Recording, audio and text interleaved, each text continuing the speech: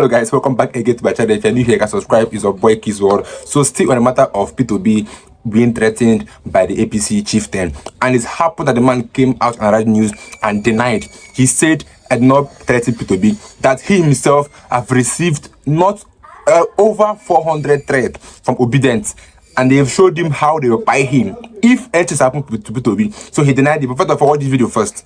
I, Felix Morka, did not threaten P2B. Nothing I said in that interview begins to even suggest remotely that, P2B, I was asking anything other than saying to the man who was asking me a question, he said, you guys are calling him prophet of doom or, voodoo economist. And I said, well, you know what, if that is what it's called, he has, he deserves it because he's crossed the line of truth.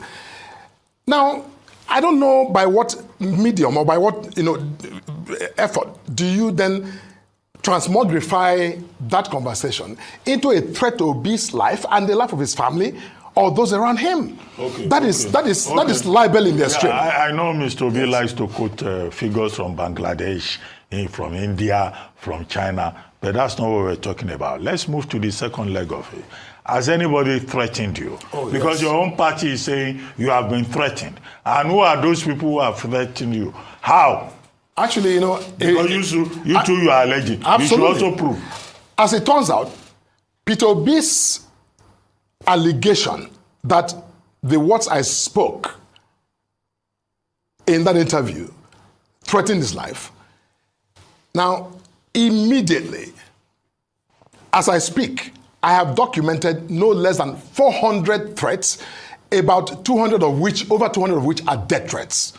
Documented. I'm not talking about people these are written texts that I have carefully documented and which, I'm providing to the law enforcement agencies, or people really telling me how they, graphically describing how they intend to take me out, to shoot me, behead me in graphic language. You see, this is not a joke. And it's gone further to some members of my family who have also been, threatened directly. I'm not speaking about just, suggesting in graphic, language. You see, but, I'm not concerned about that because, what has triggered this entire insanity cannot be attributed to me. I did not threaten P2B. And so anybody who is threatening me, that is their decision. All right, this is exactly what you get when you threaten the man for the people. Do you know what it means to threaten P2B? P2B that put the whole crowd in Nigeria. P2B that single-handedly united Nigeria to be one. P2B awakened our democratic nature as a country. P2B made some person to have their PVC. P2B have helped many lives now in Nigeria more than this current administration. Then someone came out to threaten him, and now he's denying it that he did not threaten him, that he was talking about the truth, that P2B on the first day said that he's going to remove fuel subsidy, and Tinubu have done that, trying to tell that he have crossed the line of truth. That was what he said. So let me read out this article from Thai Reporter that said that APC chieftain Felix Morka claims he received over 400 death threats after a remark on P2B. Felix Morka, All Progressive Congress National Publicity Secretary, has revealed that he and his family have received over 400 death threats following his comments about Labour Party former presidential candidate P2B. The threats were allegedly sparked by Obi's accusation that Morka's remarks during a Sunday interview on Arise television posed a danger in his life. So now they are saying that it's P2B that now claiming or accusing that it's a threat. A male human being knows that that's a threat. He said, you have crossed the line, one, and also said that anything he sees, he should take it. So that is not a threat. Like, the man wants to fool everybody in Nigeria. Because that was clearly a threat. But now he's denying it because people have started threatening him that eventually happened to P2B, this will happen to your family, this and this. He now comes up to say that P2B accused him of threatening his life. Whereas this was a clear threat done on a public space. That he have crossed the line is a threat, one. Then secondly, that he should get ready for what is coming. In the second time, he gave him 2 threats, and now he's denying it. Morka shared this in an interview on Arise News on Wednesday, stating that today, P2B's allegations that my words in that interview threatening his life have triggered serious consequences. As of now, I have documented 400 threats, about 200 of which are explicit death threats. These are written threats, and I will be submitting to law enforcement agencies. He continued, explaining the graphic nature of the threats. In these messages, individuals have detailed how they plan to harm me, threatening to shoot me, behead me, and carry out the other gruesome acts. This is not a mere heroics. It has been extended to direct threats against some members of my family. These are explicit and graphic threats, not vague insinuations. Morka family denied any intent to threaten Obi, calling the accusation unfounded. The entire situation is baseless and cannot be attributed to me. I did not threaten P2B in any way. Those issuing these threats are acting on their own, but I trust that the law enforcement will respond swiftly to bring them to justice, he stated. The controversy began when Morka, during his Sunday interview, criticized Obi's comments about President Bola Tinubu's administration, claiming Obi had crossed the line and saying he deserved whatever comes his way. And then this man is also lying on top. First of all, he lied that P2B does not have any legacy in Anambra State.